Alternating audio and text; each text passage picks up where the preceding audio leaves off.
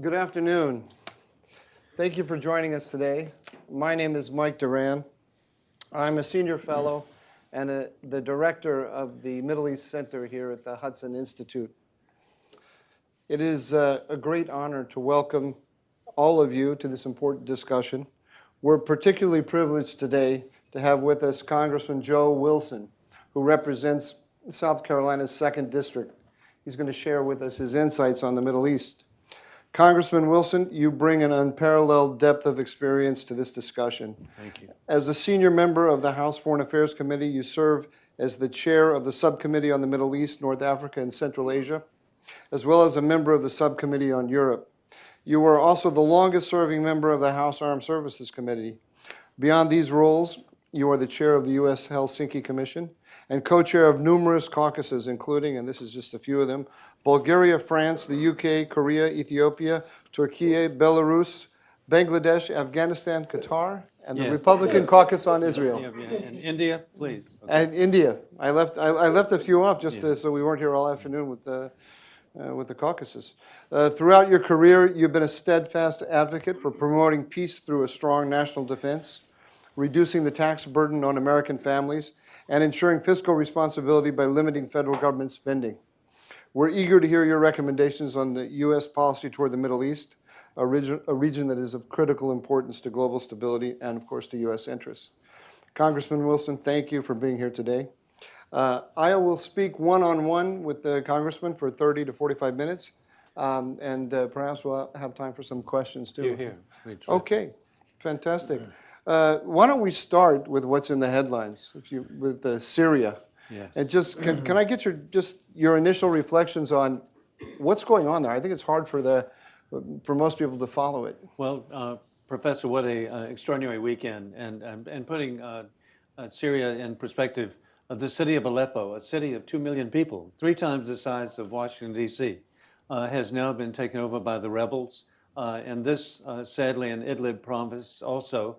And this is a city that tragically, 2012 to 16, was the assault location of Russian Federation, war criminal Putin, who his initial efforts of destruction of a city, it was Aleppo. And so, amazingly enough, that was so that the dictator Bashar al-Assad could stay in office and stay in power.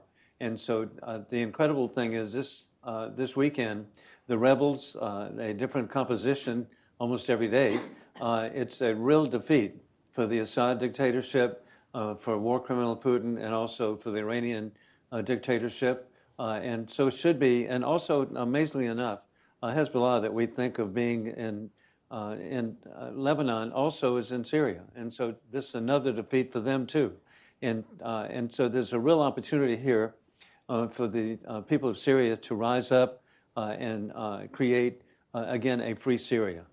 So when I look at the map of the globe today, I tend to think of this as global politics as a contest between Russia, China, and Iran, North Korea, against the United States and its allies. Do you see it in the same way? Oh, I certainly do. And what we have, to me, is a conflict that we didn't choose. This is nothing This is not the responsibility of the United States, NATO, Western civilization. This is a decision by dictators who rule by gun, invading democracies who rule by law. And over, you just can't miss it. And I'm so sad people in my party somehow have not connected the dots. But the dictators are working together in every way, and they're working together with lesser dictators like Assad, with Kim Jong-un. And so over and over again, you can see a connection of dictators. But the great thing, I believe, is that with the election, November the 5th, we can go back to what worked, and that was peace through strength. And we saw it particularly in the Middle East. Who would ever imagine how exciting the Abraham Accords, to see the association of Israel with so many of the Arab countries, and this should be continued. And then I have the perspective, I led the delegation of Congress members to the opening of the embassy in Jerusalem. And to me, the courage of Donald Trump, that is that on May 14, 2018, in 1994, Speaker Newt Gingrich had Congress pass legislation that would move the American embassy from Tel Aviv to Jerusalem. Jerusalem was the only capital in the world that we didn't have an embassy.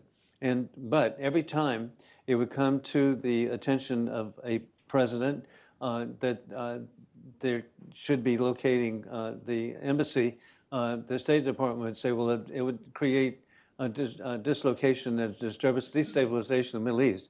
But it was Donald Trump who had the guts, who said promises made, promises kept. He did. There was no destabilization. In fact, it was the exact opposite, and that is the Abraham Accords. So I'm looking forward to the future of peace through strength, and with Mossad Bullis being appointed as the emissary to the Middle East. Hey, golly, Mike Huckabee, heart be still, as the ambassador to Jerusalem. And then you add to that Marco Rubio as Secretary of State, how incredible. And then I'm really thrilled that with Congresswoman Elise Stefanik as the UN ambassador and Mike Waltz as Security Advisor, a team is coming in place that understands peace through strength. The rebels in northwest Syria, we think of them. I mean, they have an Islamist character to them, and there's a kind of knee-jerk assumption then that they're going to be hostile to Israel. But I think it's pretty clear that they have recognized that Israel's destruction or near destruction, let's say Israel's victories over Hezbollah, have really opened up an opportunity for them. And Professor, you're ahead of the curve, because you would think Islamic jihadists are coming into Aleppo. Well, actually, you have to look a little bit further, a lot further. And it really opens opportunity, indeed, because of the defeat of Hezbollah, the defeat of Hamas. And I am of the belief that these are puppets of Iran, not proxies of Iran. They're not acting in place of Iran. They are Iran. It is the octopus of Iran. That's where the center of evil is located in the Middle East. And by the defeat of Hezbollah, so significant, and all the leadership of Hezbollah and Soleimani and all, to have the defeat substantially of Hamas, which I hope is complete soon, then it's a real encouragement to stabilize forces. And then another country that I think is so important that we work with is Turkey. There's just been such confusion over who's good, who's bad, who's a threat, legitimately PKK, to the people of Turkey. And so there's, hey, our NATO ally, gosh, we should be working together. Well, that's exactly how I read it. I was gonna ease into the Turkey question, yeah, because I get a lot of heat when I suggest that we should be working with Turkey against the Russian-Iranian axis, or at least as a counterbalance to it, mm-hmm, and then working to organize the Israelis and the Turks moving in the same direction. There may be some friction between them, but it's our job to be the shock absorber and keep the friction to a minimum. Is that how you see it? I do. That's why we apparently need you back in administration. But anyway, hey, every day things change. If we'd been here Friday, the thought of Aleppo, even the only thing you knew about Aleppo was the horrible mass murder conducted by war criminal Putin, which then he tried to replicate at Mariupol in Ukraine. But now we see that Aleppo, and putting it in perspective again, a city of 2 million people. We're not talking about a village. We're talking about an extraordinary city that was leveled and just mass murder. And hey, with Assad himself, okay, 500,000 people have been killed under the dictatorship of Assad, and 14 million have been displaced from their homes. It's inconceivable. That's half of the population of the country. And you try to relate that to Americans, and it's just inconceivable that indeed half of the population would lose their homes, their businesses, their schools, their mosque or church, whatever. And then to see, I've had the opportunity to visit with the Syrian refugee camps in Jordan, And then I know of the significant camps that are in Turkey, but even that is impressive to see. The people there many are business people, and when I go to a refugee camp, I think, okay, we go see tattered tents and location. No, they had little TEUs converted into housing with yards, and then they even had a shopping district within the refugee camp. These people are very enterprising, and hey, we know that. I know it back home. The Syrian Lebanese community of South Carolina are some of our leading business leaders, and so over and over again, I look forward to the new administration of peace through strength, stabilization for our Gulf allies, for Saudi Arabia, what this can mean for the American people and the Middle East. Can we talk a little bit about sanctions? I know you've been a proponent of sanctions on Assad, and the Caesar Act is up for renewal. Could you give us a sense, first of all, for those who aren't following closely, exactly what this means? When is it up for renewal, and what's your prognosis? Well, and it's going to be good because it's bipartisan. I want to give a lot of credit to the current chairman of the Foreign Affairs Committee, Mike McCall, and then the ranking member, Greg Meeks. We'll be working together to indeed maintain the sanctions, and I want to codify further, and with the new Republican Congress to codify sanctions, and I want them to be against the country. I want them to be against the individuals. I want it to be against the oligarchs. I want it to be against the businesses. I want it specific as to banks. Any way it can be done, and then. I'm also keenly interested in your perception of what we can do with secondary sanctions. I truly believe that we can have sanctions on countries that support terrorism and finance terrorism, but indeed the countries that are benefiting from reduced oil prices, there should be secondary sanctions to deter the markets that are existent. But let's stick with this question of sanctioning Assad. Yes. And I want to understand your reasoning about it, yeah, but also understand where it stands today in Congress. Your understanding then is that these sanctions on Assad are part of maximum pressure against Iran? Yes. Is that how you see it? Oh, absolutely. And it's so sad what the administration did, like on first day, to eliminate the Houthis as a terrorist organization. I mean, that's inconceivable. And then look what the Houthis have done. As a member of the Foreign Affairs Committee and Armed Services Committee, I was not aware of 150 different missile attacks on Red Sea shipping until a couple of months ago. Now really? We know. And instead of so you were not being regularly informed by the military we or by the didn't know. administration. And hey, the perception was we were dealing with nomads, the Houthis, a crowd of nomads in Yemen, until you found out that they had underwater sea drones. Not many nomads have that capability, but but the axis of evil do. Okay, and I'm still in a state of shock that it was not identified. Wherever a launch site is should be a target, and for the innocent civilians of Yemen, they should be made aware that wherever is a launch site in their neighborhood, that they might want to move, and because we need to respond immediately, and then. This has worldwide impact. We're talking about the shipping routes of Korea and Japan, Taiwan, of Indonesia, of Australia, and India.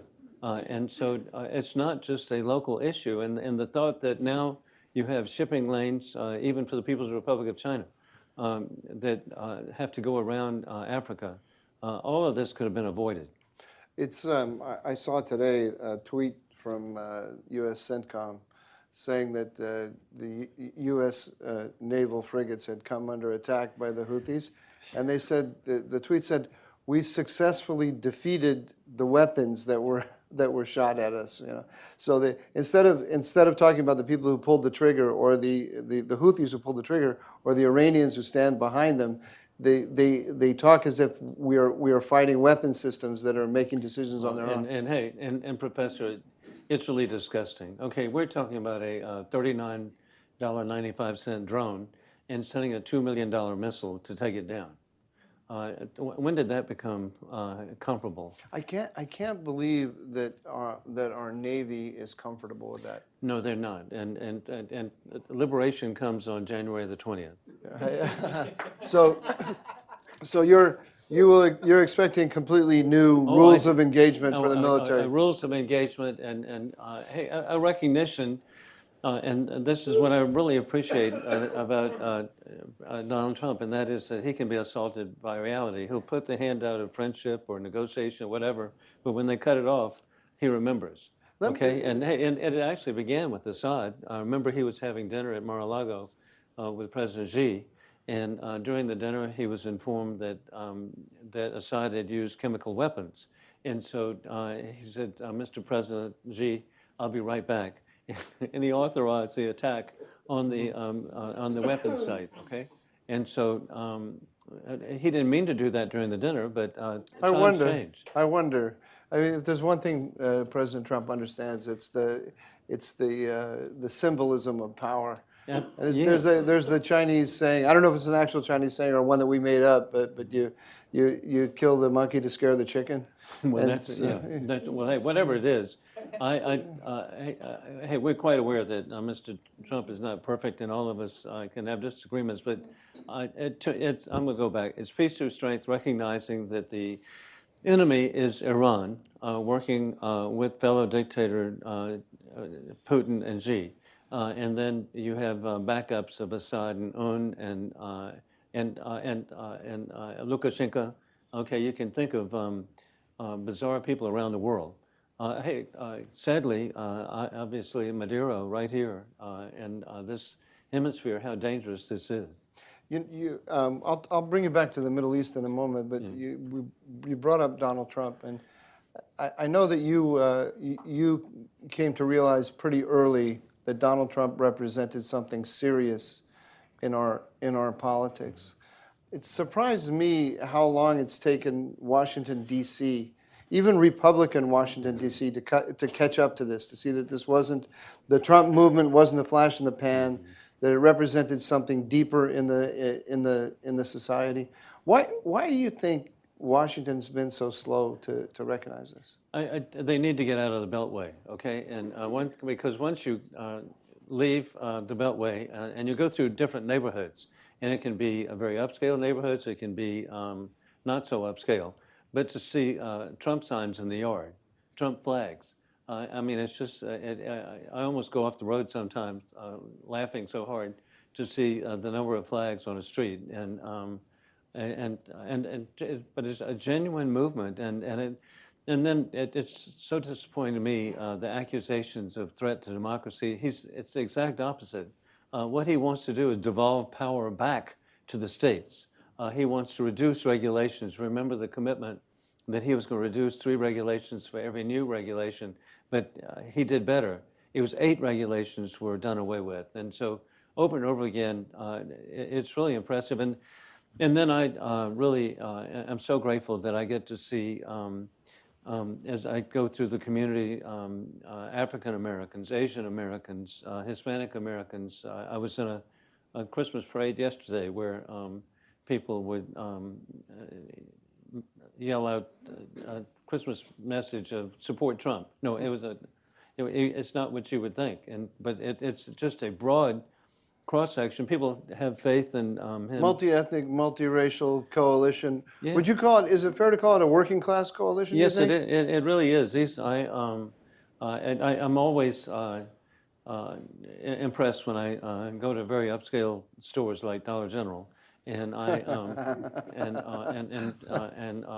and Lowe's, okay, or whatever, as I'm going through, and people stop me, and if you looked at them, you would be judgmental and think these poor people don't know what's going on. Suddenly, they are very eloquent on issues, and it's just it's really reassuring. So to your working class constituents, Yeah. right, what do you think the Trump movement means to them? What are the sort of three top lines? It would be hope. It's to address the issues of overspending, inflation.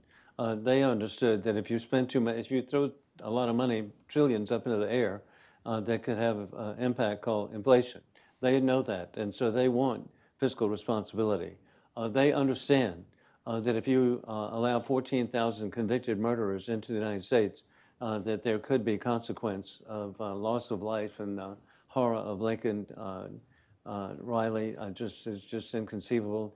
And so the issues there of law enforcement, and then I believe people are equally concerned about moral values, and they see a deterioration of moral values, and so it's just encouraged to see positive people being involved. Does support for Israel resonate with your constituents? Oh, hey, it's amazing. I grew up in what we call the holy city of Charleston, South Carolina, and at the time of the American Revolution, the largest Jewish population in the New World was in Charleston, South Carolina. I did not know that. The first provincial constitution to recognize Judaism as a religion was the provincial constitution. The first Jewish American elected official in the New World was in the provincial assembly, and sadly, the first Jewish American killed in the revolution was in Charleston, South Carolina. That's where I grew up. And so the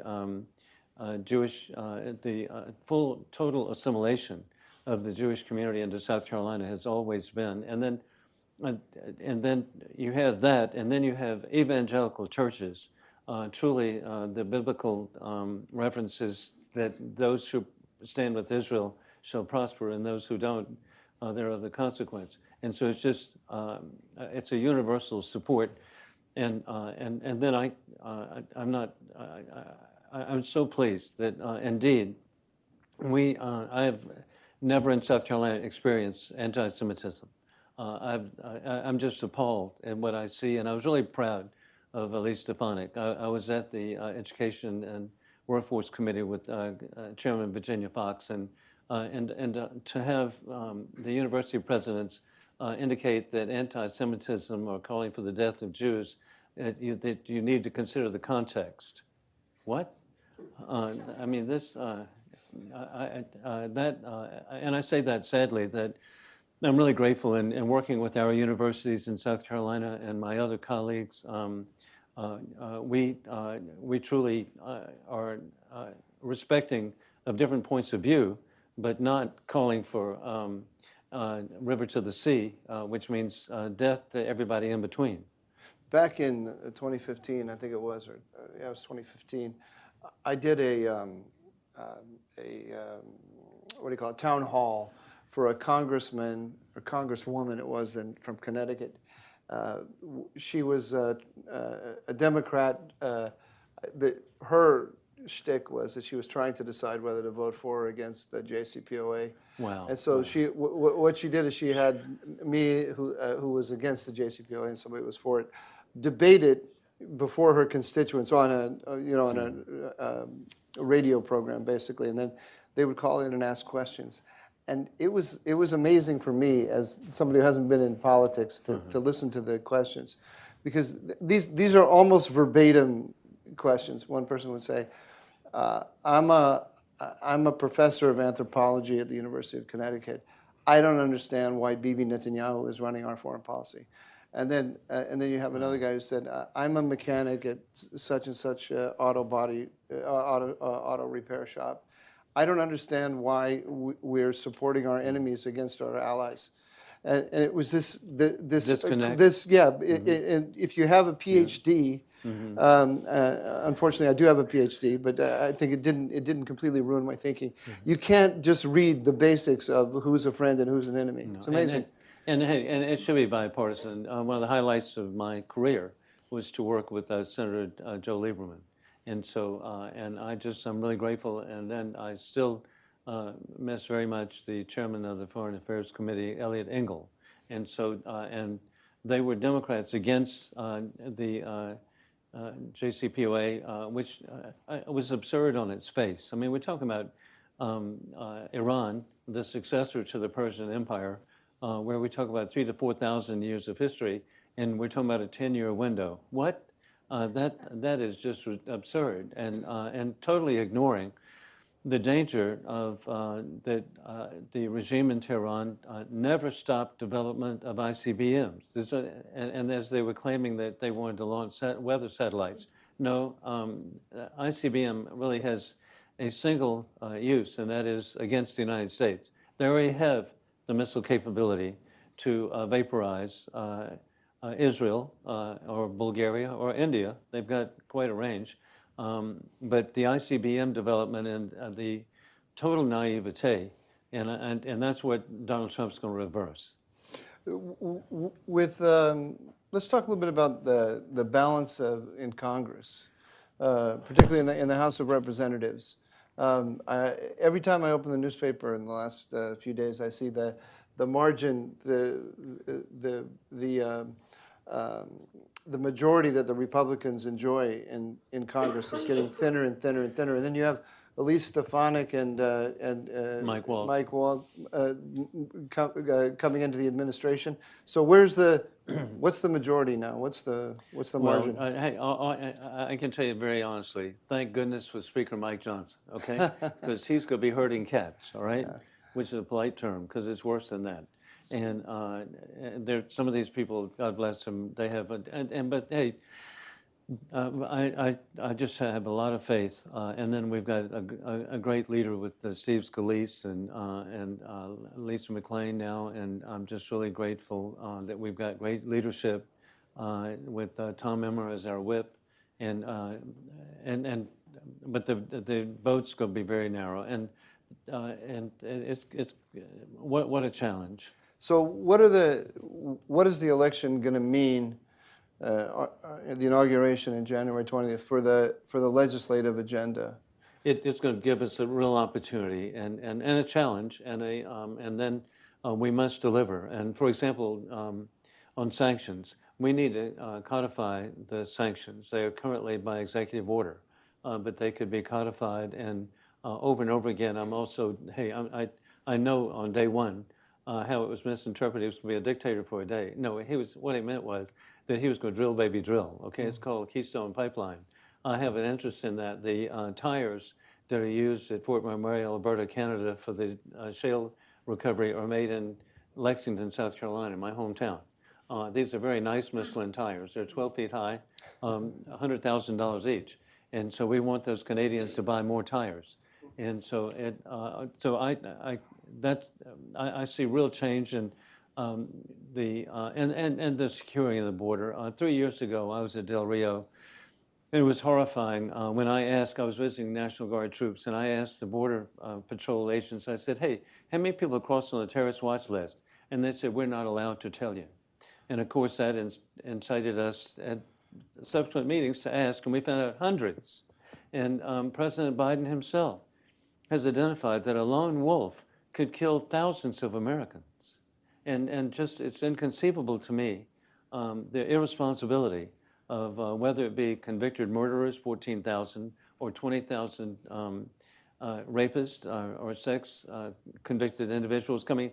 This is so irresponsible. And so the border will become secure. And gosh, even before he's sworn in, and he didn't mean it as a threat, but he meant it as a promise to our Canadian and Mexican allies that they would see what tariffs mean if they don't assist on the border, and they are. And they, hey, it's in their interest too. Hey, I worry about Mexico itself being thoroughly corrupted by billionaire cartel operations, and so what we're doing is helpful to the people of Mexico.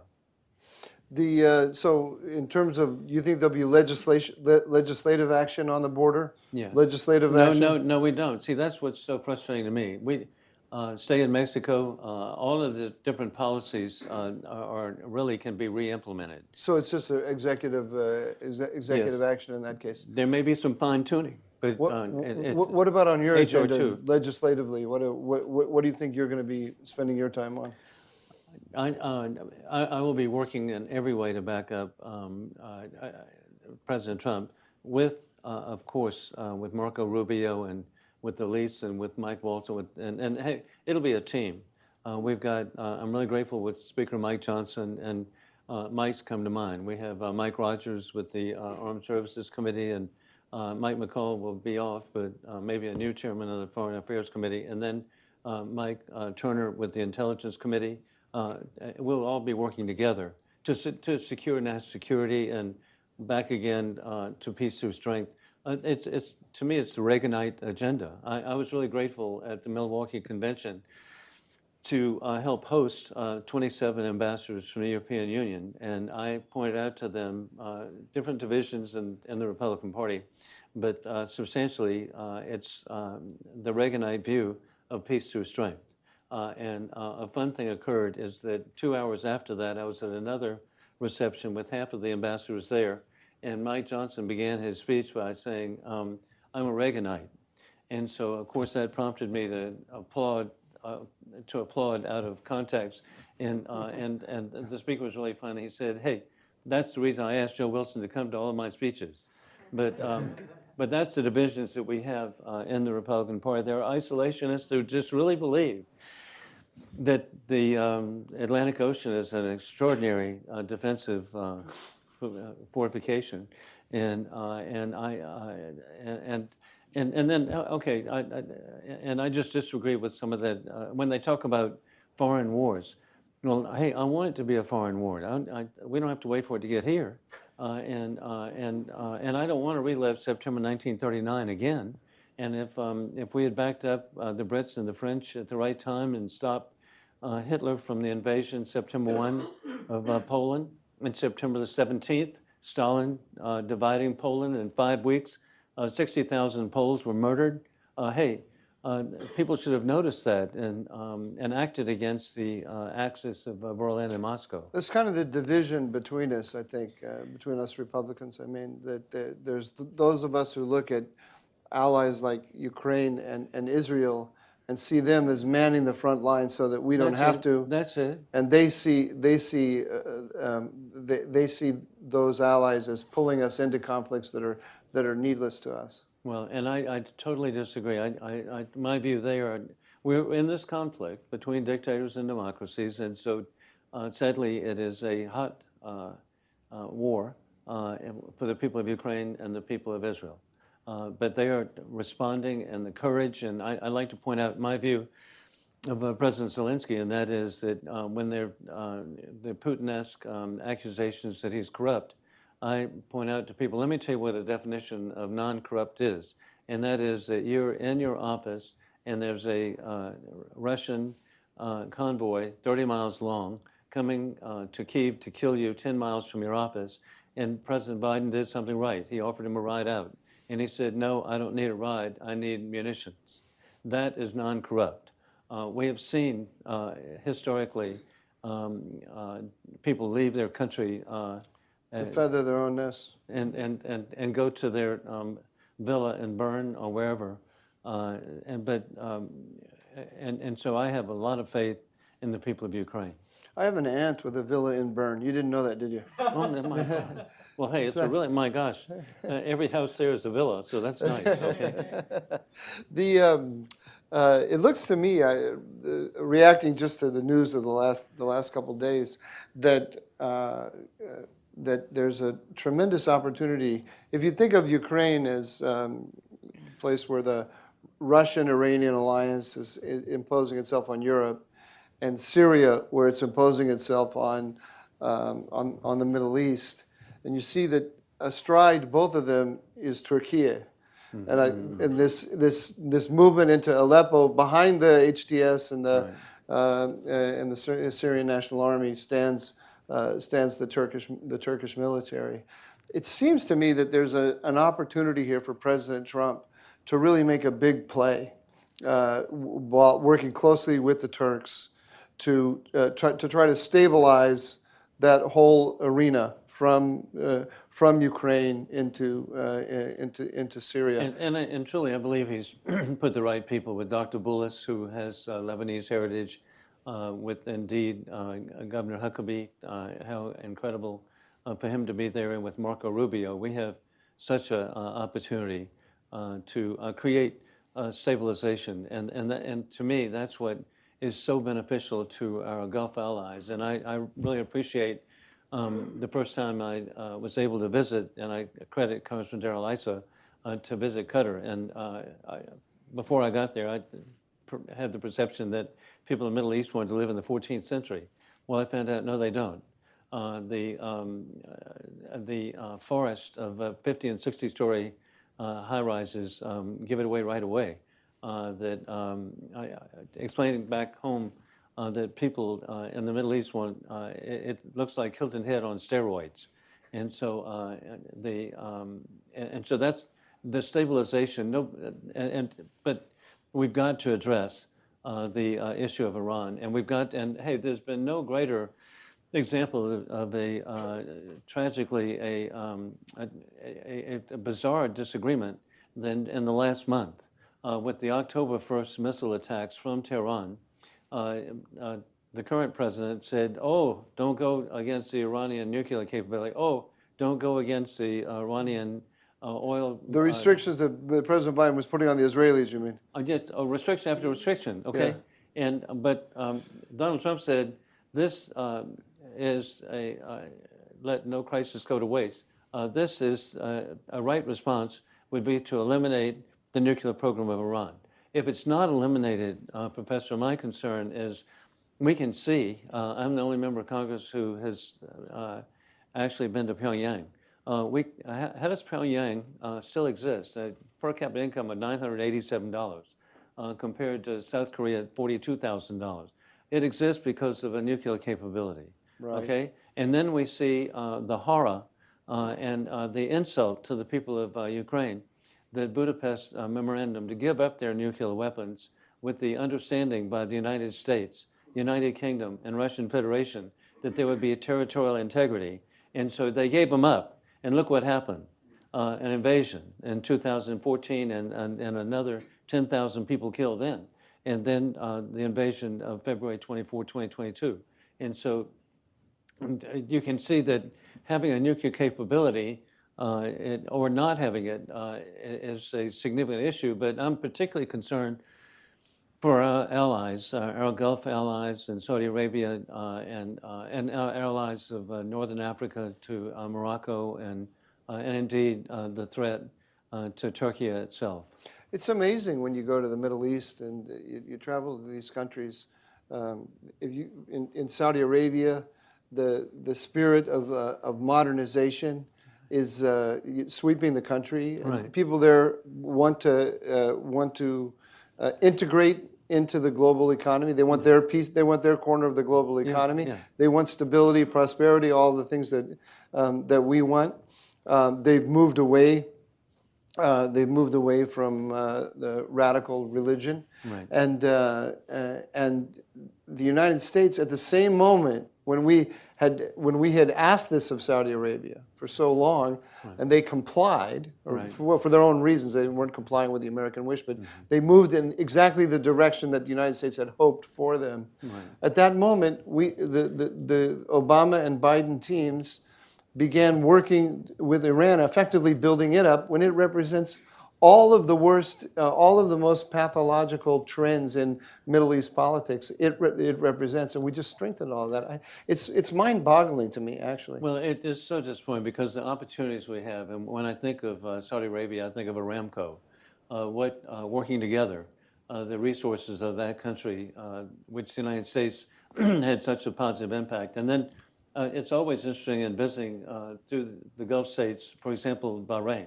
As I was there, I found out how much they have a great affection for the United States.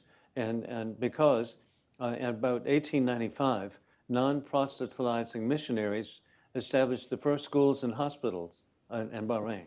I didn't know that. And so I didn't know they were active in Bahrain. And so it's things like that going back 150 years, there's been associations that have been mutually beneficial, and so then I'm really grateful. Bahrain, we have the Navy base there, and from 1952, which was very, very important in the Cold War, and to maintain the Suez Canal. And then with Qatar, Al Udeid Air Base, so important, which they paid for.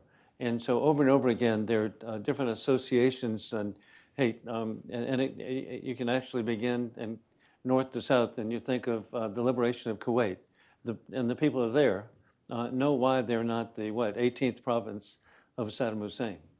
Do you think you're back to your constituents in South Carolina? Do they share your sense that we have to be lean forward and play a leadership role in far-flung places like Syria and Bahrain? I'm very fortunate. Okay, first of all, I have Fort Jackson in the district I represent, and so the initial Army training facility. So there's a strong pro-military, and then I also have the Savannah River site in the district. Again, understanding national security, but then I relate it to jobs. I have the Michelin facility in my district, French. It's the largest Michelin manufacturing facility in the world. And it's right down the street from Bridgestone, Japanese, another $2 billion manufacturing facility, which is not far from Samsung with the development we have there. And then we want everybody in the world to have an X5. The BMWs are made in South Carolina. And so it's very important to me that we maintain the export of X5s worldwide. And then it relates to business, okay? In South Carolina, Boeing 787-10 jetliners are made in South Carolina. And so I had the opportunity to meet with the foreign minister of Saudi Arabia in Riyadh, and I thanked them for their $39 billion purchase of 787s with the understanding they may double the purchase. And then I was really grateful to meet with Ambassador Al-Thani of Qatar, indeed, where they were making substantial purchases of South Carolina-made Boeing 787-10s. And so my constituents can see the benefit of foreign direct investment, of foreign sales, of exports, imports. The Port of Charleston has recently been dredged to 52 feet for super Panamax container ships. And so we can see the benefit. My constituents substantially, not all, can see the benefit of a strong America and a dynamic America and the mutual benefit of trade around the world. I just got back from Israel, and it was just as this ceasefire in Lebanon was being negotiated. Wow. And there was mixed feelings in Israel about the ceasefire for all kinds of reasons. There was a general understanding that the government was under pressure from the Biden administration to wind the conflict to an end. There was concern that the people of the north, the Israelis who have been displaced from the north, are not going to be secure when they going back to their homes because Hezbollah has not really been defeated. And I encountered a common feeling among people that the value of this ceasefire will depend on the policies that President Trump enacts when he comes after inauguration. And in particular, there's a desire, I think articulated pretty clearly by Prime Minister Netanyahu, that the Israelis will be able to move from the Lebanese theater to the Iranian theater and actually address, and by address I mean destroy, the Iranian nuclear program. What's your position on that, and both in terms of what you would like to see happen and what you sense President Trump's attitude will be? Well, first of all, the difference between an agreement with Hezbollah or a ceasefire with Hamas, to me, a ceasefire Hamas was simply allowing the terrorists to regroup. This is different, and with Hezbollah, and this is where I believe President Trump can really make a difference, and that is to try to restore a level of governance in Beirut, and so it needs to be what was the Paris of the Middle East. I mean, one of the great cities of the world, of a great country, and just it needs to be restored. And the Lebanese military, who we've worked with for decades, needs to be restored and refreshed, and to create the stability in the southern portion of Lebanon. Okay, we got a few minutes here. We can maybe open it up for questions. There in the back, gentleman with the white hair. Oh my goodness. Congressman, thanks for coming in today. Oh, we've got a microphone to your right. Okay, would it be even better? Congressman Joel Rayburn of the Hudson Institute. I just wondered if you could, given that there's a change in the balance in Congress with the Senate now coming under Republican control, could you describe what do you think? What's been pending?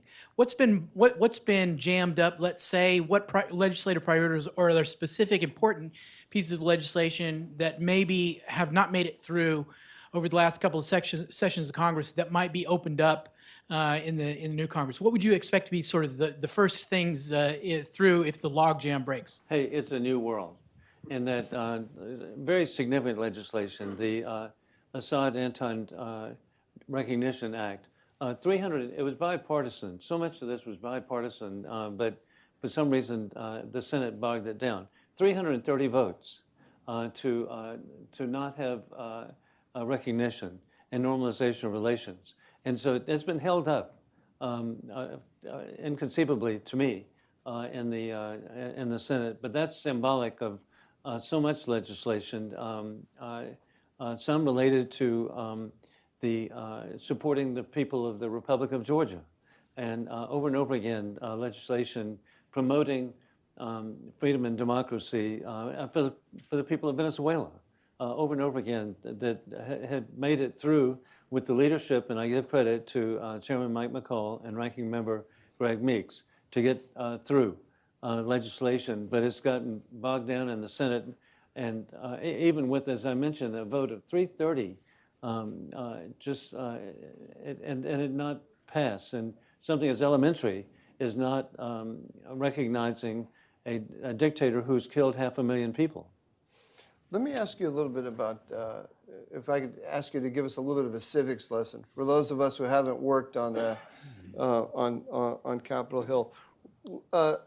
Leadership of committees. What difference does the character of the leader make? What are within the purview of the leader, and how important is that position? The committee chairmanships in the House and Senate are very important, and hey, I have to tell you, I'm rejoicing in the Senate. Senator Tim Scott of South Carolina is going to be chairman of the Banking Committee. Wow. Okay, and then Senator Lindsey Graham is going to be chairman of the Budget Committee.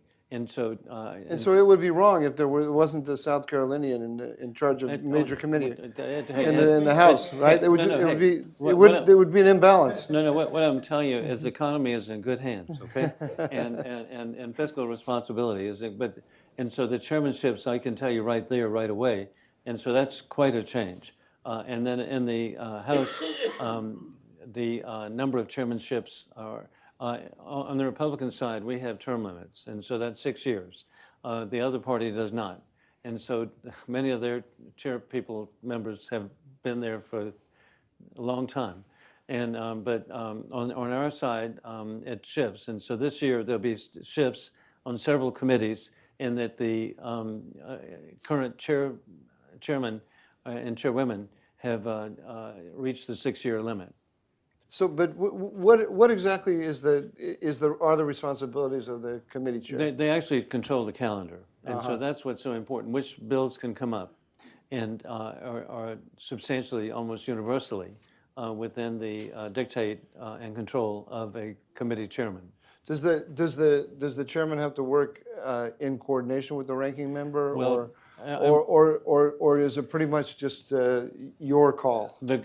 On, say, foreign affairs and also on armed services, it's quite bipartisan. And so you have Chairman Mike Rogers working with Adam Smith on the Armed Services Committee.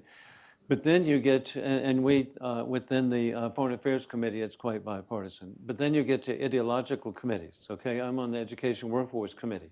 And so, and thank goodness we have a real bulldog named Virginia Fox as the chairman of that, chairwoman of that committee. And because there are ideological, legitimate differences between the political parties. And so the ranking member there is a top-notch individual, Bobby Scott. But ideologically, we don't agree. Mm-hmm. In the back there. Brian McGuire, European News Agency. Thank you for taking time to speak today.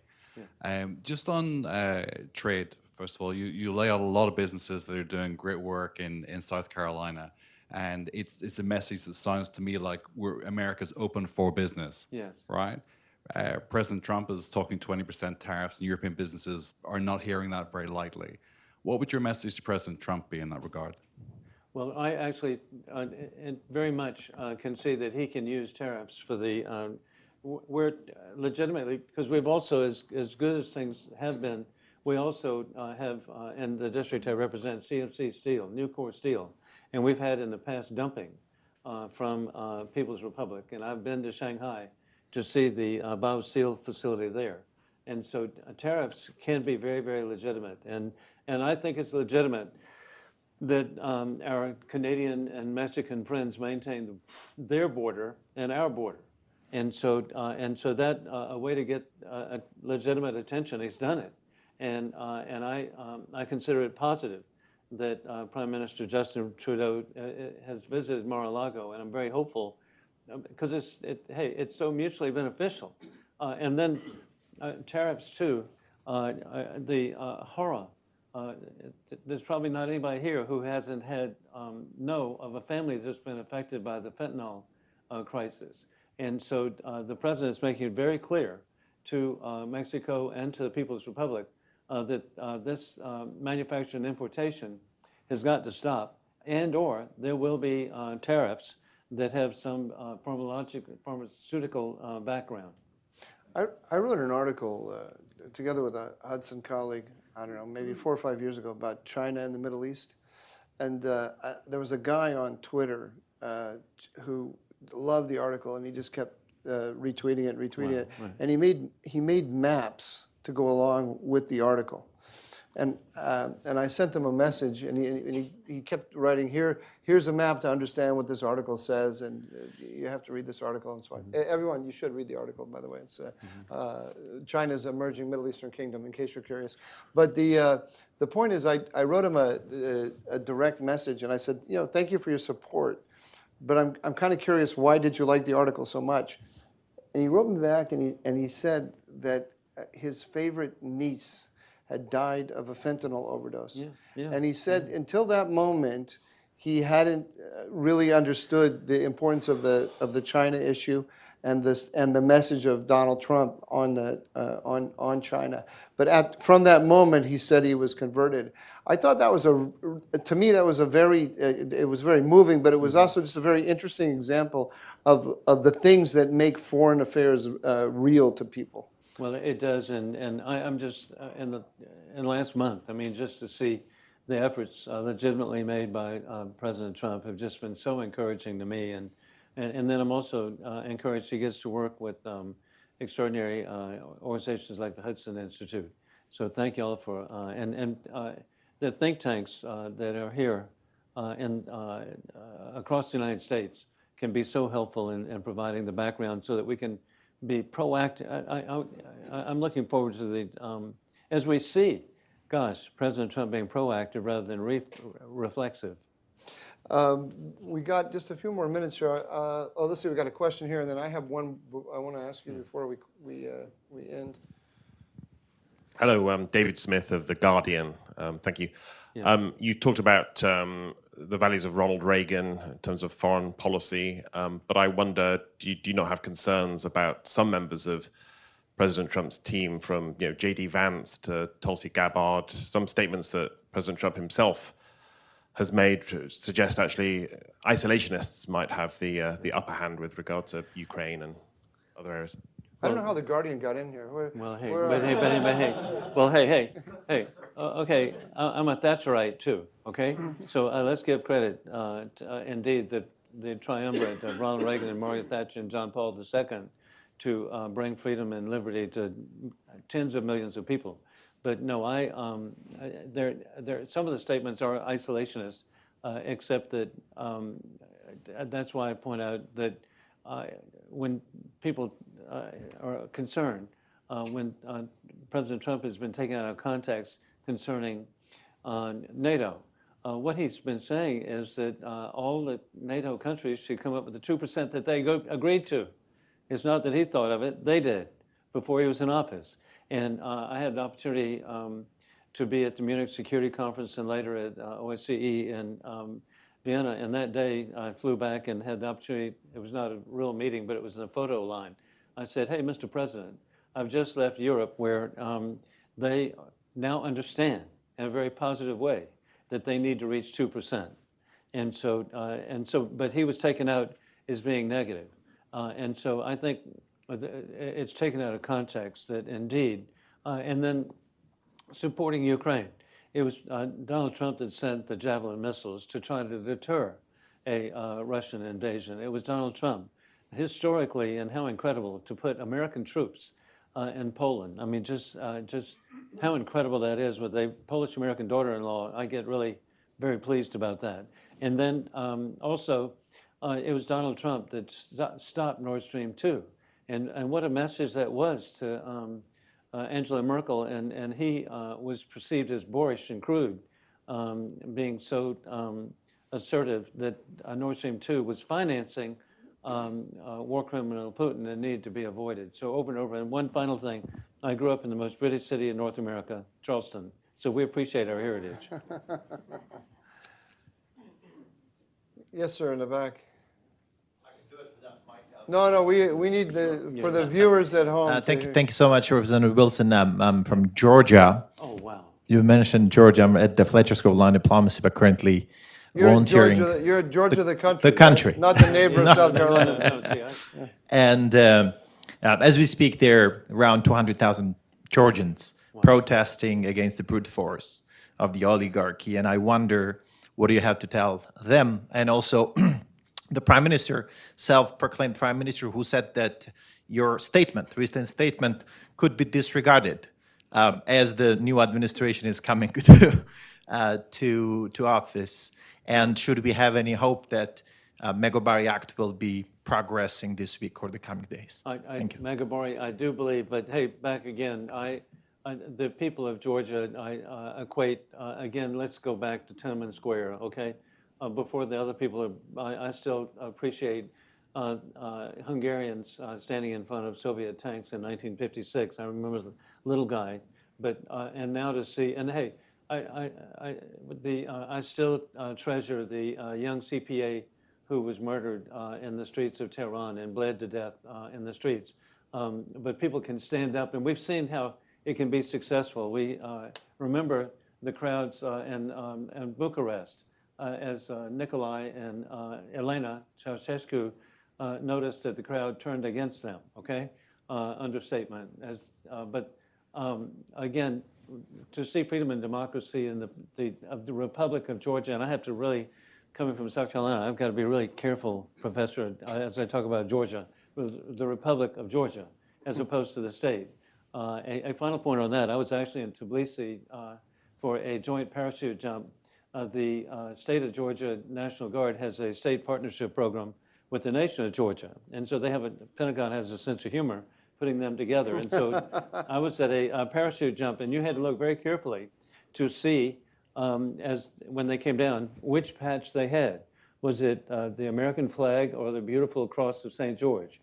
And so, my hopes, and hey, the Georgian military were frontline of courageous and professional, in every way working, and so what a benefit for the people of Georgia, but for the people, for NATO, for the EU, and so we want to give encouragement to the people of Georgia that they can, and I believe they will prevail.